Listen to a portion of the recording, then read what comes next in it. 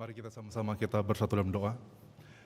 Tuhan Bapa kami yang bertata dalam kerajaan surga, terima kasih ya Bapa untuk pujian yang telah kami nyanyikan bersama, yang menyadarkan kepada kami bahwa kami tidak memiliki apapun untuk boleh dipilih oleh Engkau, bahkan dipanggil untuk melayani Engkau.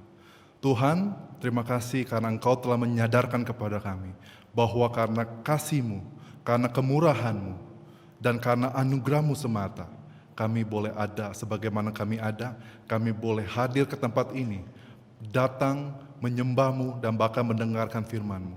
Dan bahkan kami boleh melayani Engkau.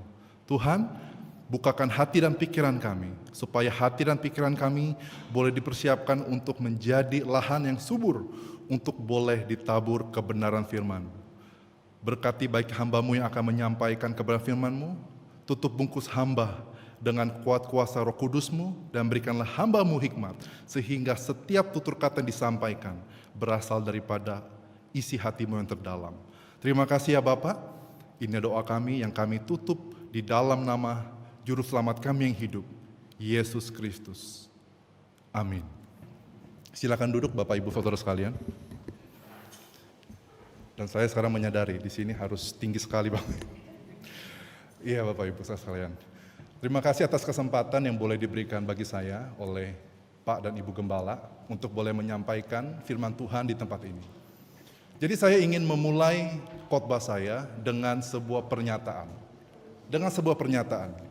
Karena menurut saya, ketika kita ingin mendalami, bahkan ketika kita ingin menggali kebenaran firman Tuhan secara khusus perumpamaan, sangat sulit apabila kita itu tidak melihat perkembangan narasi yang ada.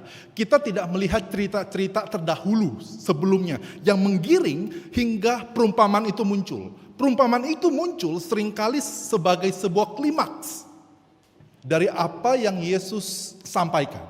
Pesan yang Yesus ingin ajarkan kepada kita. Oleh karena itu izinkan saya memulai khotbah ini dengan sebuah pernyataan. Saya mau makan nasi. Bapak Ibu ketika mendengarkan kata saya barusan, saya mau makan nasi. Apa yang Bapak Ibu pikirkan?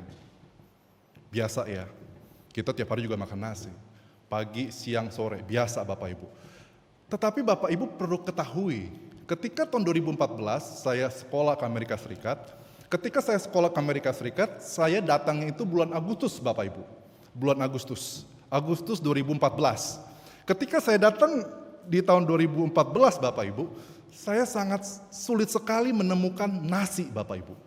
Di Amerika Serikat, sangat sulit menemukan nasi. Jadi ketika kita makan di kampus sekolah, itu makannya kentang dan sebagainya. Tidak ada nasi. Jadi setiap kali saya masuk ke kantin, saya selalu bertanya dalam hati saya, kapan nasi ini muncul? Gitu loh. Kalau kamu tidak bisa masak nasi, biarkan saya masak nasi.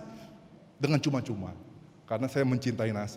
Lalu berikutnya pada akhir semester saya diajak oleh teman saya orang barat untuk datang ke tempat dia, mengunjungi tempat dia, yaitu di Oklahoma. Jadi dari Kentucky kita pergi ke Oklahoma, itu sekitar 12 jam Bapak Ibu, nyetir mobil. Jadi ketika nyetir mobil Bapak Ibu, dan di tengah perjalanan, sudah larut malam, dia tanya sama saya, kamu mau makan apa? Saya dengan semangatnya saya mengatakan kita harus cari McDonald's. Karena McDonald's itu dimanapun ada gitu kan. Dimanapun itu ada. Jadi di tol dimanapun itu ada McDonald's. Jadi akhirnya dia bilang oke, kita cari McDonald's. Meskipun dia suka Chick-fil-A dan sebagainya, tapi cari McDonald's. Ketika kita pergi Bapak Ibu mencari di manakah McDonald's terdekat. Ketika kita sudah menemukan McDonald's, oh ini dia McDonald's terdekat. Singkat cerita Bapak Ibu, dia menghentikan mobilnya, saya tidak tunggu dia Bapak Ibu. Saya langsung buka pintu dan saya langsung masuk ke McDonald's. Dan ketika saya masuk ke McDonald's, saya lihat menunya Bapak Ibu. Hal yang saya pertama kali cari adalah nasi. Dan ironisnya Bapak Ibu, ketika teman saya datang, kamu jadi mau makan apa? Saya bilang saya mau makan nasi. Kata-kata itu muncul, saya mau makan nasi. Dan dia berkata, kamu apa-apaan, mana ada McDonald's nasi? Saya bilang, saya baru sadar, oh iya ya beda ternyata. Kita punya nama sama McDonald's, tetapi konteksnya beda. Di Asia Bapak Ibu, McDonald's itu ada nasi. Karena relevan. Tetapi kalau di Amerika Serikat, Bapak Ibu boleh datang McDonald's di Amerika Serikat, tidak ada itu namanya nasi Bapak Ibu. Di dalam McDonald's. Dan di situ Bapak Ibu, akhirnya saya sadar Bapak Ibu, wow, ini ternyata saya melakukan kekeliruan. Dan Bapak Ibu bisa lihat tidak? Ketika saya mengatakan saya mau makan nasi, itu konteksnya bisa berbeda. Bapak Ibu harus melihat bagaimana dari kalimat ini kemudian Bapak Ibu harus melihat kalimat ini sebetulnya dibangun, ini sebetulnya merupakan klimaks dari pergumulan saya selama hampir 6 bulan Bapak Ibu, tidak makan nasi. Dan akhirnya ketika saya mengatakan saya mau makan nasi dan saya tidak mendapatkannya, kekecewaannya, maka Bapak Ibu itu bisa mengalaminya Bapak Ibu, bisa ikut merasakannya. Sama seperti perumpamaan Bapak Ibu, kalau secara singkat, Bapak Ibu tentu saja pernah mendengar perumpamaan tentang anak yang sulung dengan anak yang bungsu. Di mana anak yang bungsu itu meninggalkan ayahnya, betul ya Bapak Ibu? Tetapi Bapak Ibu, kalau Bapak Ibu perhatikan, cerita itu dibangun, itu sebetulnya merupakan klimaks dari apa yang Yesus ajarkan. Jadi cerita itu tidak hanya muncul begitu saja, tetapi ada cerita-ceritanya, ada narasi yang berkembang. Yaitu Bapak Ibu, kalau Bapak Ibu perhatikan, latar belakangnya ialah bagaimana Yesus itu ada perdebatan dengan para pemuka agama. Karena para pemuka agama mempertanyakan, Yesus, bagaimana mungkin kamu kok bisa makan dengan orang-orang berdosa? Itu menjadi pertanyaannya. Kemudian ketika dipertanyakan seperti itu oleh para pemuka agama, apa yang Yesus lakukan? Dia memberikan 3 perumpamaan. Yang pertama, perumpamaan domba. Yang kedua, perumpamaan koin. Baru yang ketiga, perumpamaan tentang anak yang bungsu. Bapak Ibu perhatikan ya.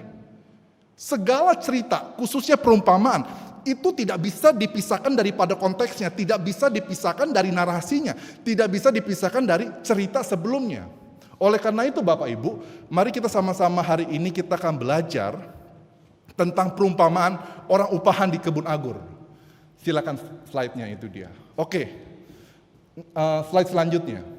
Iya Bapak Ibu, jadi Bapak Ibu bisa perhatikan di sini ada perkembangan narasi Bapak Ibu. Ini secara singkat ya Bapak Ibu ya. Kalau Bapak Ibu perhatikan, unik nggak? Matius 19 ayat 13 sampai 15. Hanya 13 dan 15. 13, 14, 15, 3 ayat itu berbicara tentang anak-anak kecil. Jadi Matius itu menarik Bapak Ibu. Dari di tengah-tengah cerita tentang pengajaran Yesus, tiba-tiba kemudian Matius itu menyisipkan tentang anak kecil. Bagaimana anak-anak kecil ini datang kepada Yesus. Ya kan, datang kepada Yesus. Kalau Bapak Ibu perhatikan dengan seksama, baca dengan seksama, Bapak Ibu hendaknya harus bertanya seperti ini. Mengapa cerita ini, anak-anak kecil ini bisa muncul di tengah-tengah pasal 19? Harusnya Bapak Ibu berpikir seperti itu. Kenapa bisa muncul dan apa tujuan dari Matius? Kenapa Yesus menyampaikan hal ini? Sebelum masuk tentang perumpamaan para pekerja di kebun anggur. Kenapa? Karena sekali lagi, sebuah perumpamaan tidak bisa dipisahkan daripada cerita-cerita sebelumnya. Karena narasi itu berkembang, membimbing kepada klimaksnya. Nah Bapak Ibu, ini menarik ya Bapak Ibu ya. Perhatikan baik-baik, ini ada kata-kata kuncinya. Jadi Matius 19 itu berkata, menceritakan tentang anak-anak kecil yang datang kepada Yesus. Mereka datang kepada Yesus untuk ditumpangi tangan dan didoakan. Mereka datang, tetapi murid-muridnya berkata, "Hei, kamu pergi, kalian pergi." Tetapi Yesus menghimbau para muridnya, "Kamu jangan mengusir anak-anak kecil ini." Mengapa? Karena anak-anak kecil inilah justru kerajaan surga seperti ini gitu loh. Seperti anak-anak kecil ini ketika mereka menyambut aku. Perhatikan ya Bapak Ibu ya. Kenapa seperti ini? Sekali lagi poinnya. Anak-anak kecil ini datang kepada Yesus. Sekali lagi, anak-anak kecil ini datang kepada Yesus dengan situasi yang digambarkan oleh Yesus.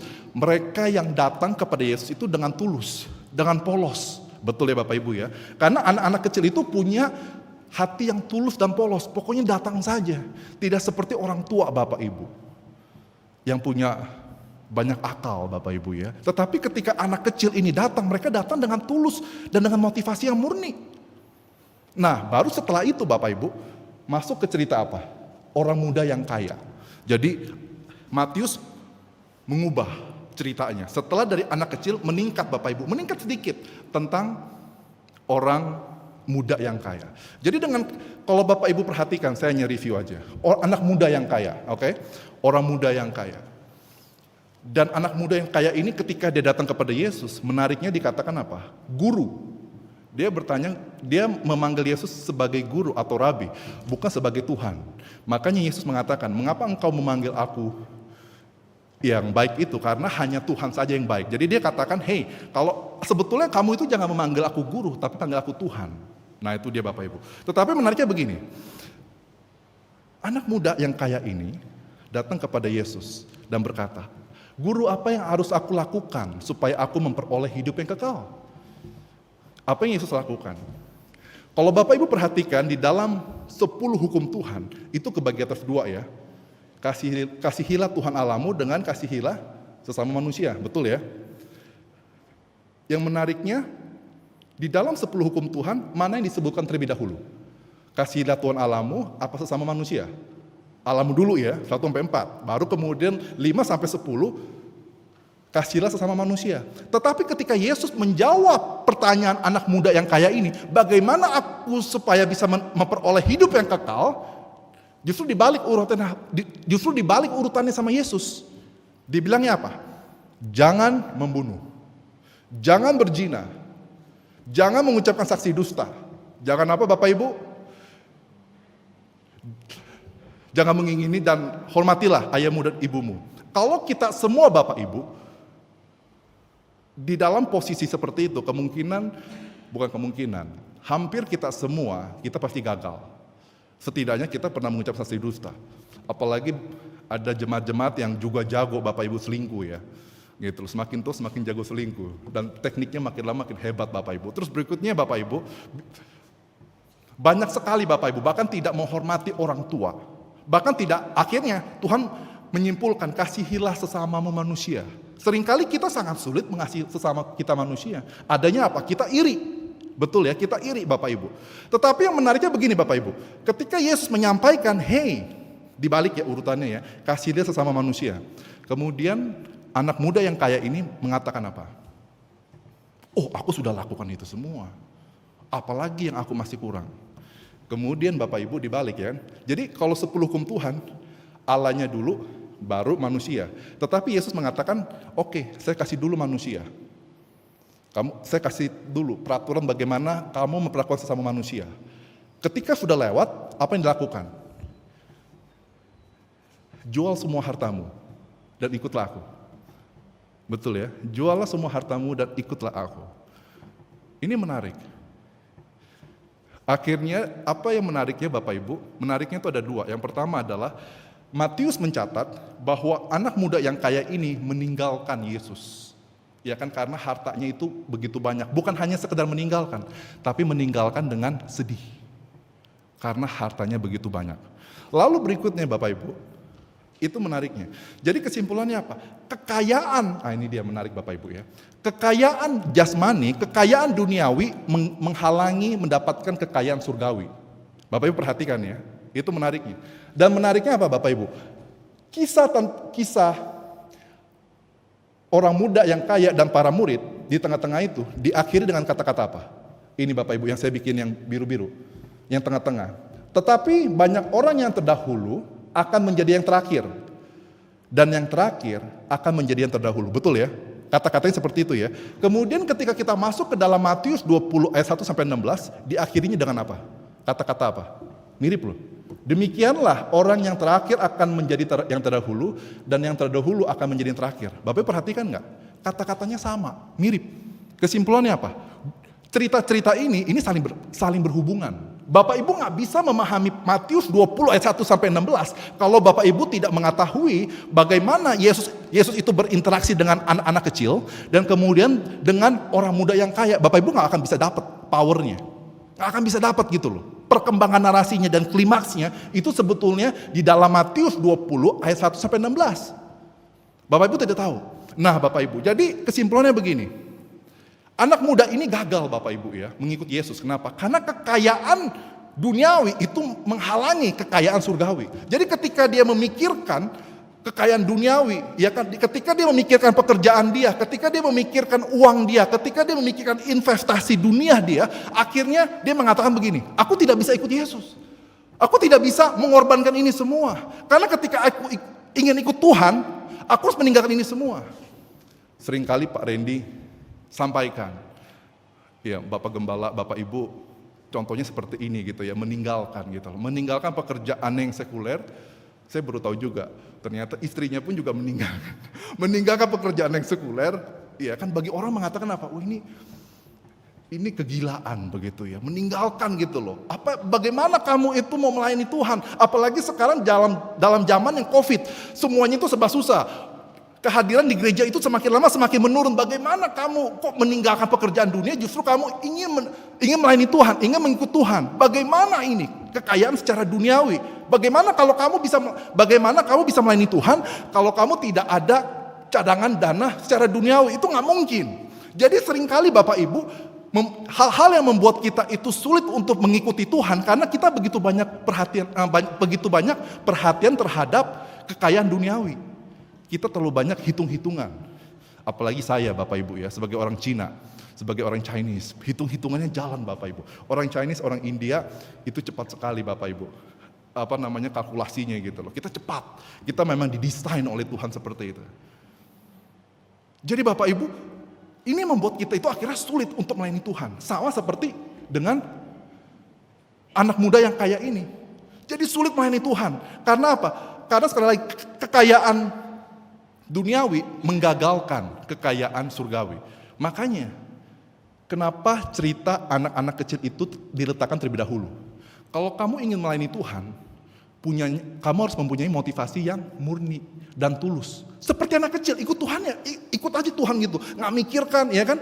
Kita anak kecil ketika kita ikut teman kita bermain bola. Dulu maaf kata ya, ketika saya waktu masih kecil, saya bermain bola. Saya nggak peduli tuh, jam 12 siang, saya nggak peduli Bapak Ibu. Panas-panasan.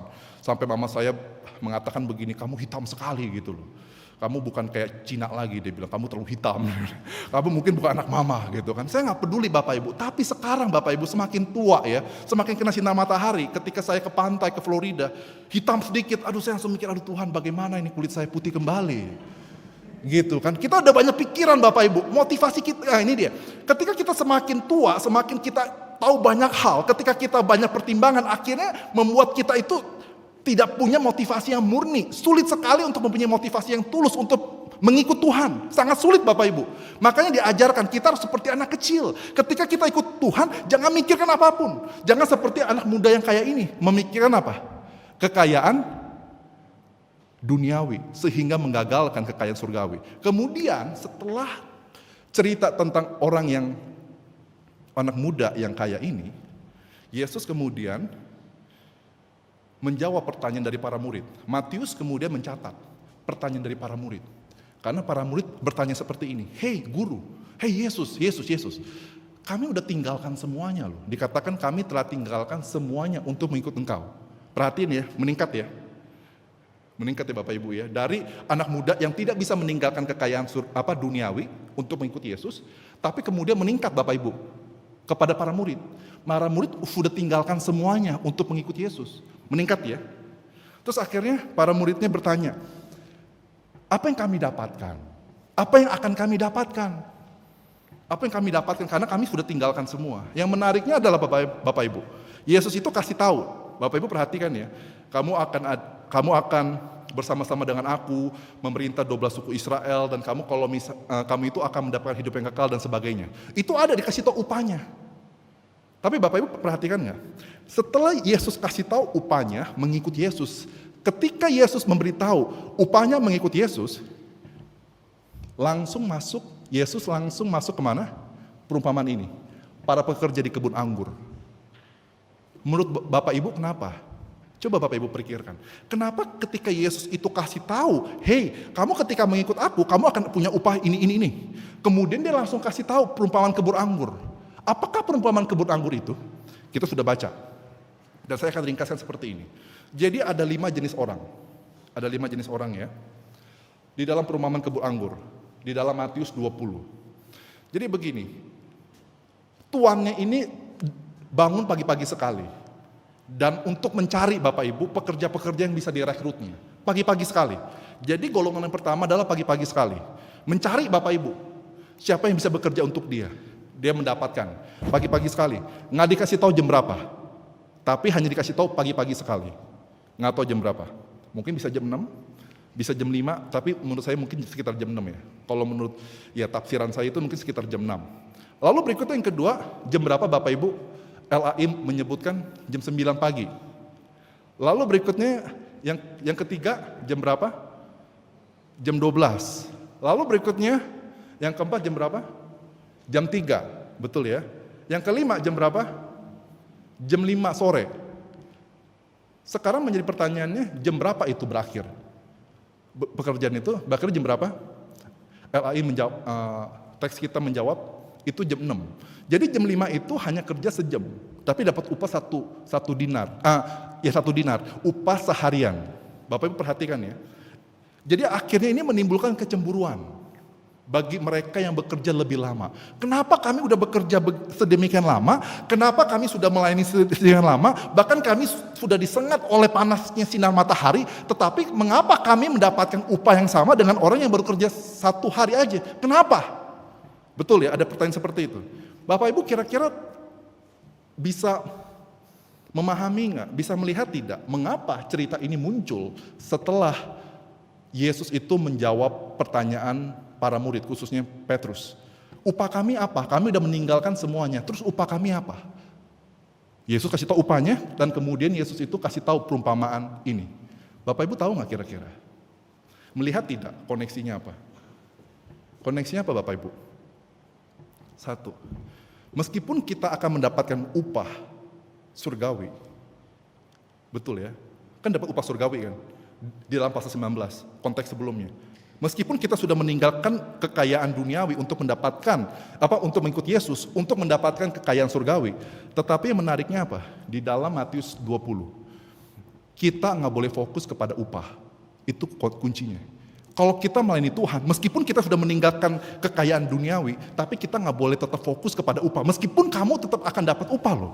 Ketika kamu melayani Tuhan, kamu akan tetap dapat upah. Tapi kamu itu nggak boleh melayani Tuhan itu karena fokusnya itu upah. Aku ingin diberkati Tuhan. Aku ini ingin mendapatkan harta yang lebih. Aku ini ingin mendapatkan anugerah Tuhan yang lebih. Aku ingin mendapatkan jalan-jalan keluar dari Tuhan. Bapak Ibu sekalian, ketika kita melayani Tuhan itu nggak boleh kita motivasi seperti itu. Itu yang makanya ketika Yesus itu dengan bijak sekali, dia kasih tahu memang kamu ada upah. Tetapi langsung dia masuk ke dalam Matius 20. Kalau kamu fokus kepada upah, kamu kan pengikut aku mula-mula kan? Kamu akan kecewa. Kenapa? Karena setelah kamu muncul rasul yang hebat. Siapa? Petrus. Bukan Petrus, Paulus.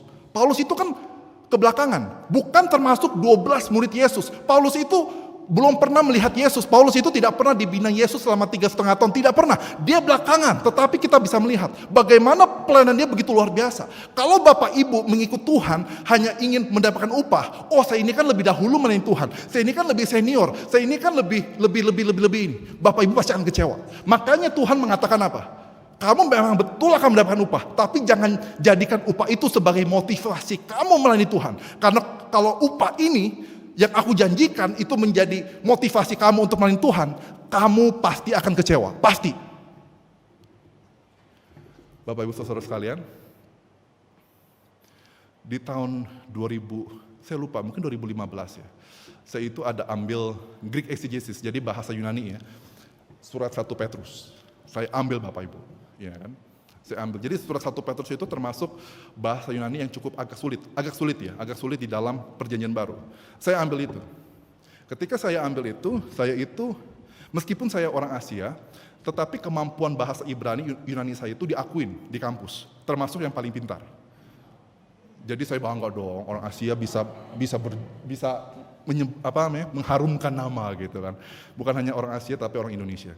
Jadi ketika saya ambil kelas itu, banyak sekali Bapak Ibu, mahasiswi yang lain itu tanya ke saya, mau belajar sama saya. Salah satunya adalah teman saya orang Kanada. Ini salah satu teman dekat saya. Jadi dia belajar sama saya, ayo kita belajar yuk setiap hari Minggu. Minimal seminggu sekali di hari Minggu. Habis pulang gereja, kita ketemu untuk belajar bersama. Bukan belajar bersama, dia bilang saya mau belajar dari kamu gitu. Karena banyak hal yang saya tidak mengerti. Saya bilang oke. Jadi saya ajarin dia Bapak Ibu, saya ajarin dia selama hampir 1 semester. Tapi ada hal yang mengejutkan Bapak Ibu, ada 3 hal yang mengejutkan. Iya kan dia belajar dari saya mengajarin dia Bapak Ibu. Yang pertama adalah, Ketika kita menghadapi final exam ujian akhir. Ketika kita menghadapi ujian akhir, saya ngajarin dia loh, nilai dia lebih tinggi pada saya. Nilai dia lebih tinggi pada saya. Secara pribadi, kaget, syok. Bapak Ibu, syok ya, saya ngajarin dia kok, saya lebih pintar gitu kan. Tapi kok nilai dia bisa lebih tinggi. Itu pertama saya syok gitu kan. Terus berikutnya setelah dipikir-pikir lagi kenyataan itu, akhirnya jadi kepahitan. Mungkin jadi pikir, kok bisa begini ya, kok bisa begitu loh, kok bisa. Lalu berikutnya diperparah dengan yang kedua Bapak Ibu. Bukan hanya nilai ujian akhir dia itu lebih tinggi pada saya, lalu berikutnya yang kedua, paper dia lebih tinggi pada saya. Udah tambah kesal saya. Iya kan, dari yang ingin bantu temen kan, kasihan nih temen ini nggak bisa, saya bantu gitu kan, dengan dari rasanya itu belas kasihan, jadi rasanya itu jadi gondok Bapak Ibu. Lalu berikut yang ketiga, nilai akhir kita, GPA kita. Saya dapat A minus, dia dapat A. Saya pikir wow. Dan akhirnya saya itu sempat kecewa Bapak Ibu ya, saya sempat kecewa dan saya sempat bertanya kepada Tuhan gitu. Saya selalu evaluasi diri, meskipun ini ya jelas banget yang dosa ya. Tapi saya evaluasi diri, kenapa Tuhan? Akhirnya Tuhan mengingatkan pada saya, kamu itu terlalu fokus kepada kehebatanmu, kamu terlalu fokus kepada senioritas kamu terlalu fokus kepada jangka waktu kamu begitu lama, udah belajar bahasa Ibrani, Yunani, sampai begitu pakar, orang sudah puji kamu, sehingga kamu lupa gitu loh. Kamu itu menganggap diri kamu rendah hati, sampai kamu direndahkan oleh Tuhan, baru kamu sadar, aku itu ternyata tinggi hati. Dan saya sadar ternyata, wow, saya itu sangat sulit untuk menerima keberhasilan teman saya. Bahkan lebih hebat pada saya, mulut kita aja kan. Kita mengatakan, wah saya senang nih, ini junior saya. Ah itu dia, saya berani katakan. Sedikit sekali orang yang mengatakan itu, sungguh-sungguh merasakan itu. Banyak orang mengatakan gini, wah ini saya pengen junior saya, ini junior saya, lebih hebat daripada saya. Tapi ketika dia benar-benar lebih hebat dari kita, wah itu.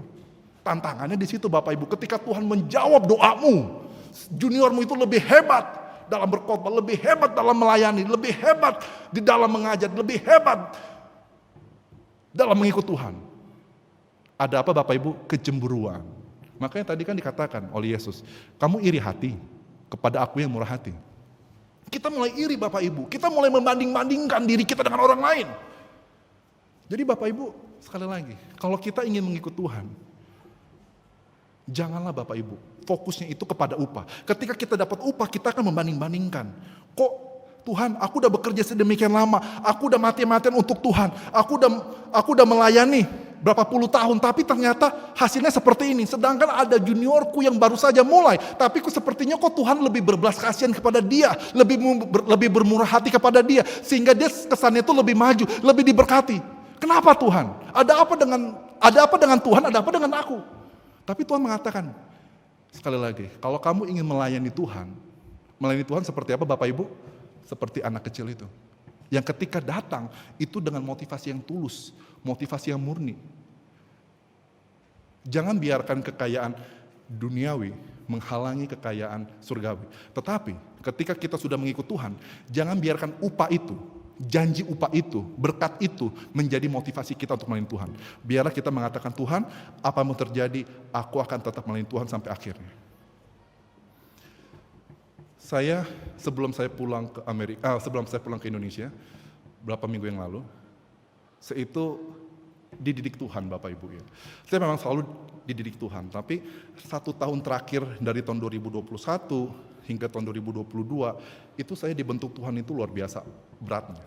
Papa saya meninggal, itu berat, tapi tidak begitu berat. Sampai akhirnya yang kedua, mama, tanda kutip ya, mama angkat saya itu pun meninggal. Yang paling berat itu adalah ketika mama angkat saya itu meninggal. Karena saya itu dengan dia itu begitu banyak kesamaan, kita itu bicara pelayanan apa yang kita mau lakukan untuk Indonesia dan sebagainya, kita itu sangat cocok. Jadi ketika saya kehilangan dia, saya itu kehilangan teman visi. Bagi saya, orang-orang seperti saya itu hidup saya itu nggak berarti kalau saya itu nggak dapat visi. Saya itu nggak tahu arah tujuan saya mau kemana, itu saya habis itu, hidup saya habis. Jadi saya nggak bisa hidup kayak begitu. Jadi dan Tuhan itu seakan-akan gitu ya, terus membentuk saya, menggodok saya, luka demi luka, kesedihan demi kesedihan, pergumulan demi pergumulan, tantangan demi tantangan saya terus alami. Dan akhirnya saya berkatakan, Tuhan, mengapa Tuhan saya sudah mengikut Tuhan, tapi kok makin lama makin berat, makin berat. Sampai akhirnya saya harus ketika bangun pagi aja tuh saya harus menyeret seolah-olah. Saya harus menyeret diri saya, Tuhan apalagi masalah apalagi, Tuhan pergumulan apalagi. Tuhan kenapa saya ikut Tuhan itu kok, saya udah ikut Tuhan itu udah all out, tapi kenapa tetap terus makin lama makin berat. Akhirnya Bapak Ibu, Tuhan terus memproses saya sampai satu titik. Di tahun ini, saya sampai mengatakan begini, Tuhan, saya sudah terbiasa dengan tekanan, saya sudah terbiasa dengan pergumulan, saya sudah terbiasa dengan kesedihan, saya sudah terbiasa dengan sakit hati. Tapi saya ngomong begini, Tuhan, apapun yang Tuhan ingin saya lakukan. Bapak Ibu perhatikan ya, Ibrani pasal 11. Pasal 11 itu ada dua jenis orang. Yang pertama, orang yang diberkati Tuhan.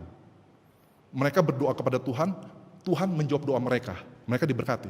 Lalu berikutnya yang kedua, jenis orang yang kedua, ada orang yang udah percaya sama Tuhan, berdoa kepada Tuhan, meminta pertolongan sama Tuhan. Dijawab nggak doanya? Enggak. Bahkan matinya apa? Digergaji. Bapak Ibu matinya tuh bukan dipotong pakai pisau biasa, digergaji. Yang harusnya digergaji itu digergaji untuk kayu, tapi digergaji untuk tulang Bapak Ibu. Mereka matinya digergaji, dimakan binatang buas. Dan Tuhan tanda kutip tidak menyelamatkan mereka. Dan saya sampai bilang gini, Tuhan, meskipun saya harus matinya seperti itu, mengikut Tuhan saya harus hancur-hancuran, tapi saya akan tetap mengikut Tuhan. Meskipun saya tidak mendapatkan upah seperti apa yang Tuhan janjikan kepada saya gitu loh, tapi saya akan tetap mengikut Tuhan. Saya mengikut Tuhan bukan karena apa yang akan Tuhan berikan kepada saya, tapi saya ikut Tuhan karena Tuhan. Karena apa yang Tuhan sudah berikan bagi saya, yaitu apa? Yesus Kristus. Dan saya akhirnya mikir begini, Yesus, bayangkan, Bapak Ibu, dia turun ke dunia. Itu gak mudah loh. Dari Bapak Ibu ya, dari yang surga yang begitu luar biasa turun ke dunia. Saya saja Bapak Ibu, jangan bilangkan Tuhan lah, dari surga turun ke dunia. Saya sesama dunia aja berat, contoh. Saya itu orang Jakarta Bapak Ibu ya. Banyak orang mengatakan Cijek itu adalah Cina Jakarta. Saya ketika Cina Jakarta Bapak Ibu, pergi ke pedalaman Kalimantan, waduh berat Bapak Ibu. Udah berat, udah panasnya minta ampun. Menyengat Bapak Ibu, udah menyengatnya minta ampun, ketemu binatang-binatang, serangga-serangga yang tidak pernah saya jumpai di muka bumi. Ada semua di situ. Wah, saya kaget Bapak Ibu. Dan saya ketika saya, jangankan surga dunia ya, sesama dunia aja saya udah gak bisa bertahan hidup. Saya bilang, Tuhan, saya pengen pulang. Waktu itu saya masih muda, bilang, Tuhan saya gak bisa hidup misi. Bahkan teman saya, ibu-ibu ya, dia makan begini, saya tahu sekarang. Panggilan saya bukan di desa, dia bilang begitu. Panggilan saya bukan di desa, karena sulit Bapak Ibu. Itu masih sesama dunia, masih sesama Indonesia, tapi sudah sulit. Dan saya mikir Tuhan korbankan dirinya dari surga turun ke dunia untuk kita. Lalu berikutnya Bapak Ibu, dia bahkan ditinggalkan oleh pengikut-pengikutnya, ditinggalkan oleh orang-orang yang dia percayanya, bahkan dihianati. Bapak Ibu, dia ditusuk dari belakang, apa tidak sakit? Bahkan dia mati dengan cara yang menggenaskan di atas kayu salib. Itu udah mati terus dipermalukan lagi, bukan hanya mati biasa, dikremasi atau dikubur, tapi mati dengan cara dipermalukan. Tapi dia lakukan itu dia makan itu semua sampai akhir dengan setia. Dan saya berpikir, Tuhan, kalau Tuhan pengen saya seperti itu, menderitanya, akhir hidup saya harus jadi seperti itu, martir, miskin, kepanasan, jadi hitam legam gitu Bapak Ibu, ke orang Afrika. Tapi saya mengatakan begini, Tuhan, kalau memang seperti itu, saya tetap mau.